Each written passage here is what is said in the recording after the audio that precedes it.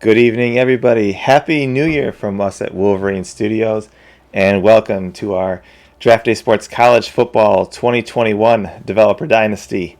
We are back here on Friday nights to talk about the latest details of our upcoming college football game. As always, Brooks has joined us. So, Brooks, want to say hi to everybody out there? Hey, everybody. We're going to get 2021 started off as good as we can. Yeah, absolutely. I know a lot of people are looking forward to this game because this is the final of our big four games that is getting moved to the AU platform. So we've got the all new, brand new interface with which just looks fantastic that we're working on. So we're going to show off some of those screens tonight. As always, thank you to our followers. The follower list continues to grow each and every stream. So thank you to all of our new followers and our subscribers. Big shout out to those subscribers who are supporting us, especially if they have that free subscription with their Twitch Prime account. If you're linked to Amazon Prime, you can use that free sub on our channel every month, and that helps us out a little bit. So we are going to get right into it. And while I load up my Developer Dynasty League here, we can start showing off some things. I do want to remind you that we are live on Tuesday nights with the Developer Dynasty for college basketball, and we are live now on Wednesday nights as well for our Drafty Sports Pro Basketball 2021 multiplayer league that we're running, the WSBA. So if you've been following us on Twitter and have been seeing a lot of tweets about that, that is our league that we are running. You can find out more about that league if you're interested at draftdaysports.com/WSBA. All right, so we are taking a look here at the revamped interface. So for anybody who is familiar with the pro game, you're going to be familiar with where things are located here in the new interface. If you're not, if you are just used to college football 2020 or earlier, this is going to blow your mind because this is all brand new. Everything is redone, and everything is much more accessible. Everything's easier to find, better to use, and we have a lot of really cool new features that we can build in on this platform. Brooks, what do you think so far? We've been through pro football and now you're working in college football. So your impressions of what this platform has done for the games? Yeah, in my normal full-time job, I do a lot of development, and a lot of the development I do is web-based technologies. So being able to go to this AU platform, which enables some web concepts and some HTML and CSS and all the goodness that comes out of those things, really helps bring a synergy of my skills into these games that I haven't had before. So I love being able to use all the tricks that I've come to know and love over the years from web front end development, and the AU platform enables all of that. So it lets us do screens that work well. It lets us do screens that feel similar to what folks are used to when you're on websites, but it's still a standalone game. It still allows you to run these things quickly and easily, and it's just been great for design, for development, for all of these things, that we can marry them all together and come up with some fun new concepts and some improvements with usability, improvements with visuals, improvements with interactions and all of that stuff. So I'm having a lot of fun with it, and as we continue to develop on it, we'll continue to add more flair and improve things as we go. But it's been great so far. I think one of the things I like best about it is how easy and flexible it is to make changes, really on the fly when we're inside the code, and then be able to share those changes, with each other in if I have something that's really working well in the basketball games, we can port it over pretty easily to the football games. Same thing. Things I like that you're doing in the football games, I can bring them over to the basketball games. So I think this platform has really opened up a whole new level for all of our games to go to, and I think that everybody's really seeing the benefits now that we've had at least one version of our Big Four games, now on that platform once college football is there. So I know one thing that you put in this week that I wanted to talk about was the all new conference preview that you did. So I'm going to pull that up, and why don't you talk about a little bit what the conference preview is doing now? Yeah, so when I ported this over, I noticed a lot of there's a lot of similarities between this page and the league preview page, where you could just view team by team and you could see some of this information. And I mean, that was fine. I felt like being able to view the whole conference uh, in one screen is kind of fun. Kind of shows you, rather than clicking through and having to view each team individually, it shows more of a summary, so you can kind of see where teams are expected to finish within the conference, and related to each other in their same conference. So this is just a slightly different view, and we obviously, as we go through this, if we find more information or more data points that we think are going to be helpful, or as Gary works his magic on some of these designs, we may tweak these screens a little bit more. But I like having a little bit more of a conference centric view on these. You'll notice if you move over to the standings page, we're doing something similar there, where we're going to make them more conference focused, as opposed to, in previous versions, we've just dumped all of the teams, all the conferences on the page. Well, now I want to break it up into individual conferences. So in order to make this screen a little bit more user friendly, a little bit more valuable to users, we've taken some of the feedback we've gotten from our crack squad of testers and friends, and we've added not only the standings, but you'll see upcoming games for your conference. You'll see some of the recruits that have signed and where they've signed, and you'll see some offensive and defensive leaders on there, and those are limited to the specific conference that you're viewing. So it's just kind of some fun different ways of displaying some data. And like I said, trying to make these screens a little bit more usable, a little more friendly, since we've got so much space now with the redesign. We're able to pack in a little bit more interesting information for people to take advantage of. So this is another good example of that. Yeah, and this is actually my first time here looking at this revamped standing screen, and I really like it. I like the the top recruits on there, the upcoming games, the leaders. I like how it's all focused on that one conference. So for everybody who's watching, what's your feedback on this idea for the standing screen, where it's really giving you the standings plus so much more about each conference? And is that something that you really like, that idea where we're giving you a lot of information on one screen that's sort of related? And maybe this is even something that like I said before, when I see good ideas from the college or the pro football games, I like to port them over to the basketball games as well. So maybe this is something that will end up there. But I think that was really well done, Brooks. That was a good idea. Yeah, I can't take too much credit for this stuff. We constantly get feedback from everybody, and they're always coming up with either things they've seen before, either on sports news sites or television broadcasts, or just in other games that have been out, even within the Wolverine stables.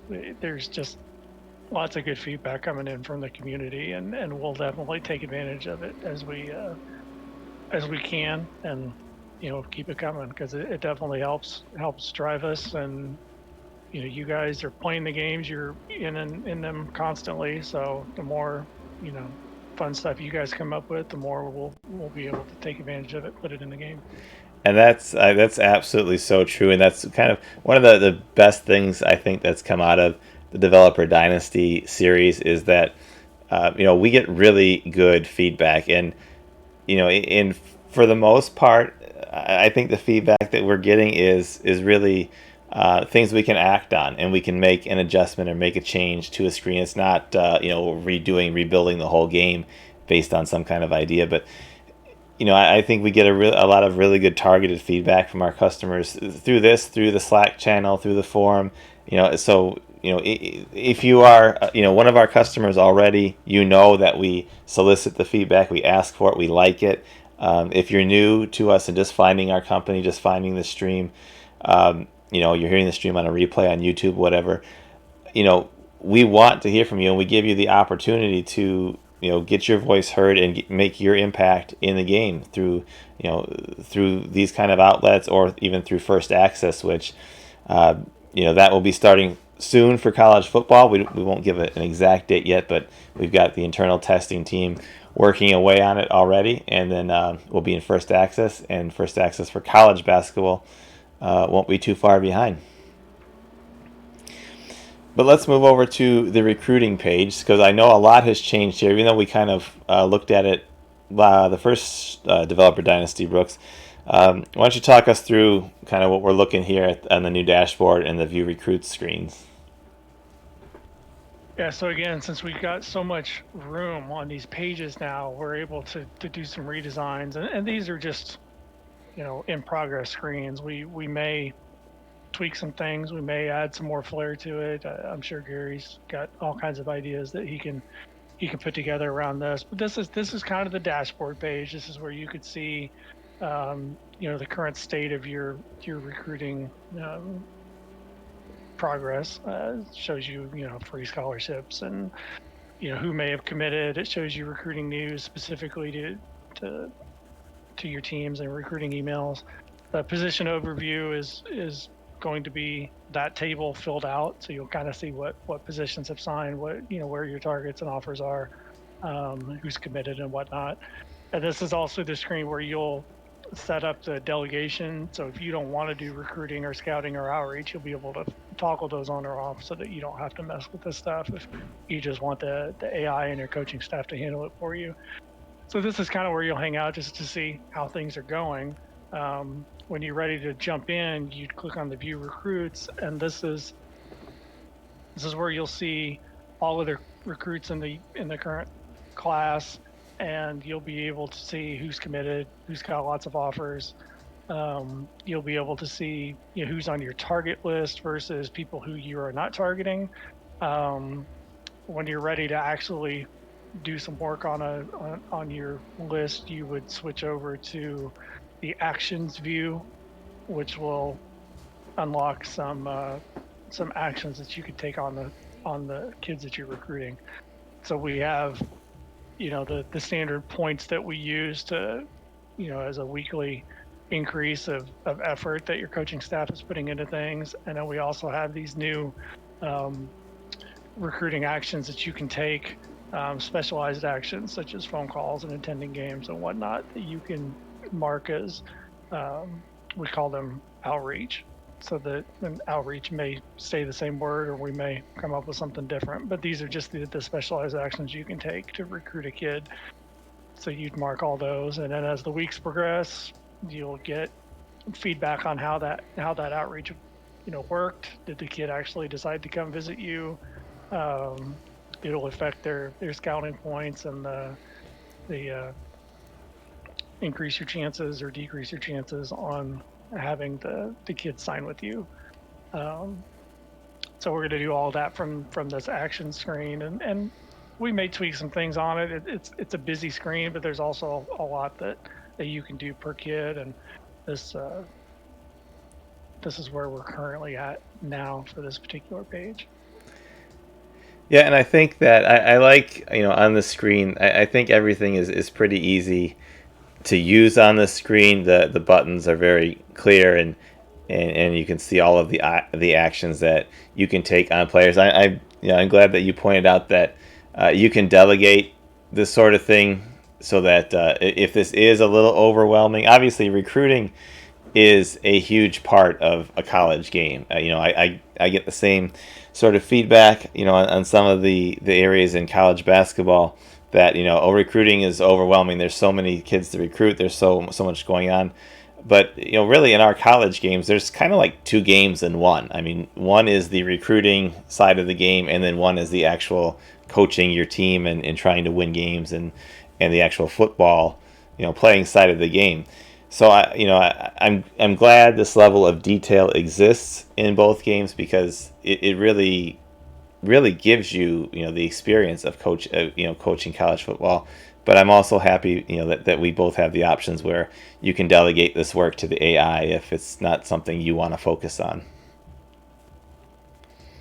Yeah, it's a bit of a blessing and a curse that we have so many different ways of playing our games. I know even with the program, we're having discussions on the forums about different folks getting involved in these games, and everybody plays them differently. You got multiplayer online leagues, you have single player folks who are just doing long term, historical replays. You got people who are, you know, want to play every single game out and call every play, and then you got every measure in between, and it's difficult to make this work for everybody. And we don't always get it right. There's always things that get more focused than others as we go through these releases, but the goal is to make them work for people that you know have different ways of playing the game. And if it's a particular feature that you're not interested in, or that's too tedious or whatever, we want to have ways of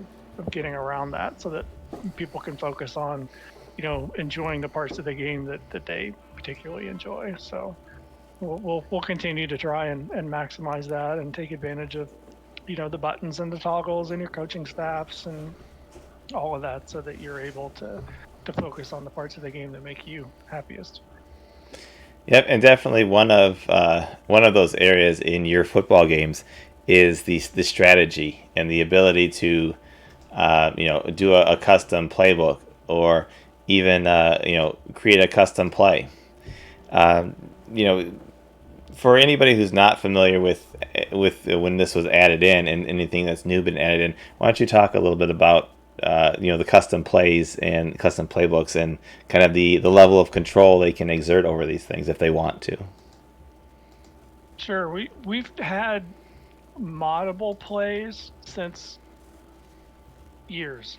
That's just something that the game has always had. But to modify the XML and to create plays and to deal with it in that form, it took a special kind of dedication, because it's just tricky stuff, and it's tedious and it's no fun at all. So the custom play creator was kind of born of necessity. I wanted to make it a little easier for people to create their own plays that where they were able to simulate something that they see in real life, or maybe they're in their past they've been high school or college coaches, and they know in depth how they want these plays to actually be set up. And so there's a lot of different options that you're able to pick now. You're able to pick from all the different routes. You're able to pick from different actions you want the players to take. It'll eventually it'll update the play image down below so that you're able to just kind of see the diagram, the chalkboard diagram, which is fun about how that's going to work.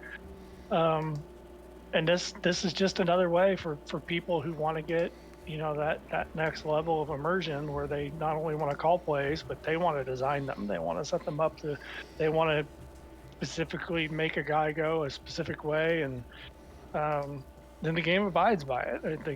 The players really will follow these actions, and that's it's been a lot of fun seeing what people can come up with with these custom plays, and watching them enjoy seeing their own creations play out on the 2D view. So, and I know in pro football this year there were some changes to the kind of what the AI would do if you just used a few plays or ran them over and over again. Is that coming to college as well? Yes. So one of the problems we've had, and this goes back to the multiple ways that people play these games, but I've struggled with the concept of coaches because I don't I don't have a great grasp on if you have a coach with certain ratings doing certain things and certain tendencies and attributes and all the things that we have with our coaches, but then you're calling the plays or you're creating the plays or there's two sides of it, and I have trouble mixing the two together. Like, when should your coach be in control of something and when should your coach not be in control of it? When should you as a player be in charge of it? So basically what's happened is that over time we've ramped up the ability of coaches to affect things within the game, and none more so than what we've done in pro and what we will do in college, where the better your coaches, the more likely they are to start recognizing defensive tendencies or offensive tendencies, and they will make adjustments, or the players will recognize and make adjustments, and it will make it much harder for teams to just spam certain plays over and over again.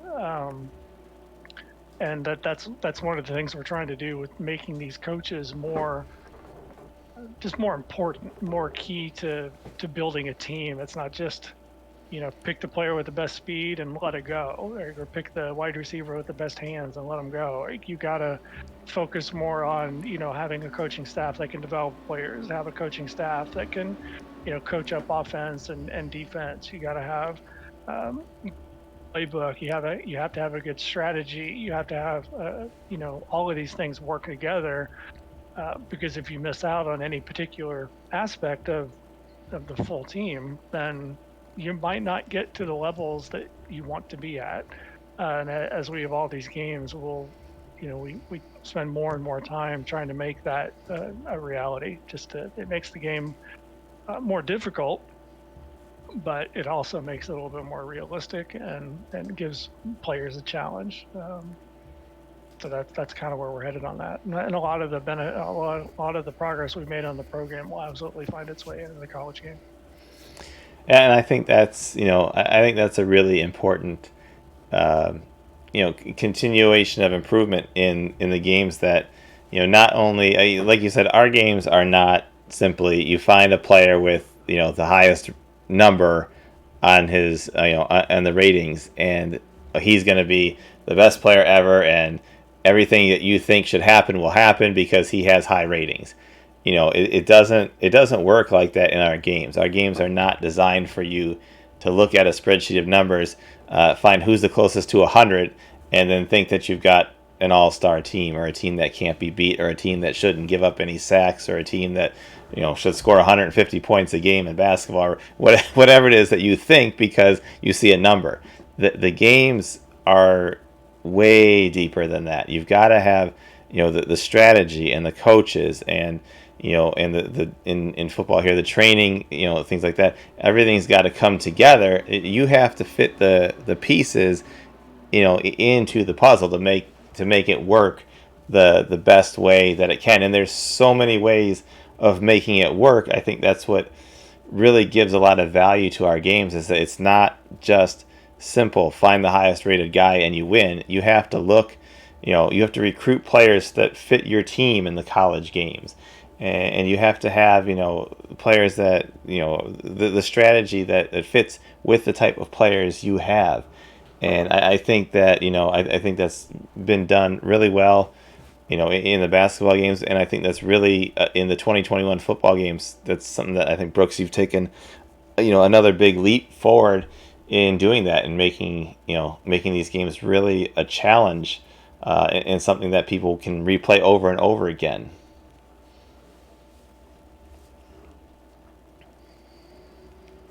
Yeah, the college game is a prime example of people have passion for pro games. They love their teams. They love certain players.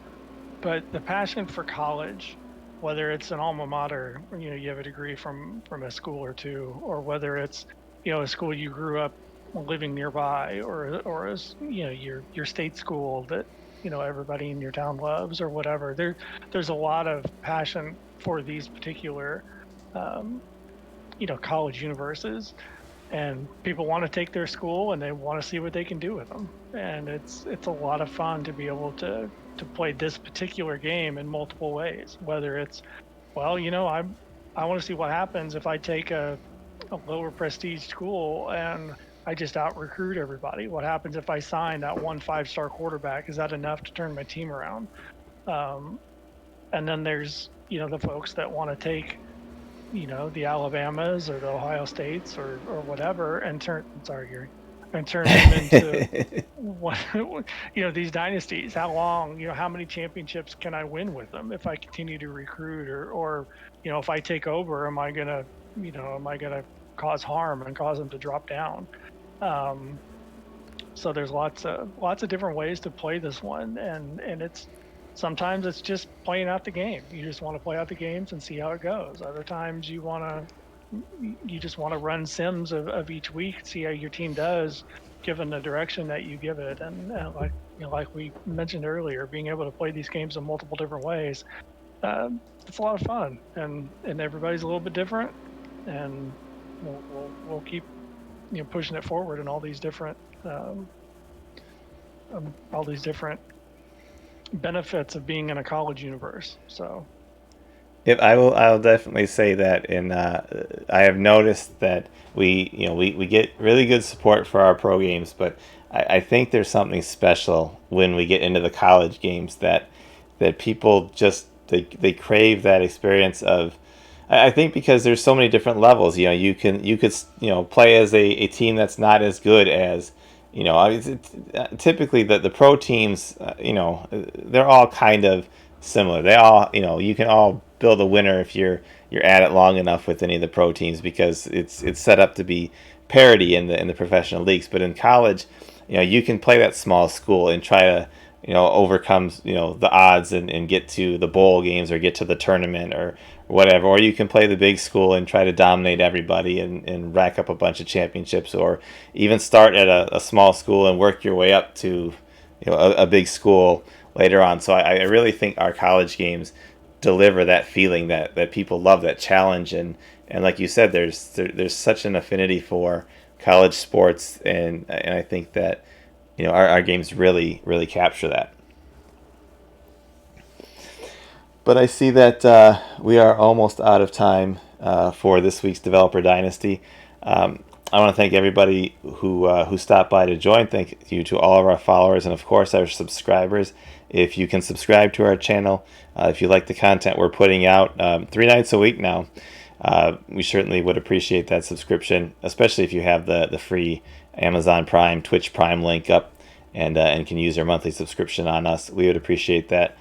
We appreciate all the great feedback that we're getting here during the streams, comments on YouTube later on, things like that, comments in our Slack channels and our forums. We're reading them all, taking them all in, and getting ready to deliver some great college games. So thank you, Brooks, for joining us again this week, and thank you everybody else for stopping by and putting your comments in. We had a good chat here, and everybody, Happy New Year, and we look forward to bringing you some great games here in 2021. So that'll do it for tonight. Everybody have a great weekend, and we will see you back in our Twitch channel here on Tuesday night for the Draft Day Sports College Basketball 2021 Developer Dynasty.